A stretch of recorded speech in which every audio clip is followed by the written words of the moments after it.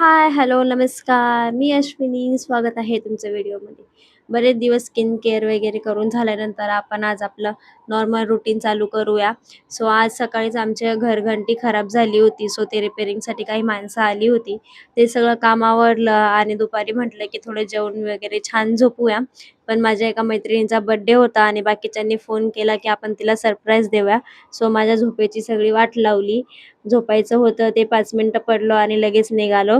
छान असा birthday celebrate केला. त्यांना खूप छान वाटलं. आम्ही अशा अचानक त्यांना सरप्राईज दिलं होतं आणि केक बघा, केकवरती आमच्या ग्रुपचं नाव आणि ज्यांचा बर्थडे होता म्हणजे निशा वहिनींचा, त्यांचा छान असा बर्थडे सेलिब्रेट केला. त्यांना खूप छान वाटलं.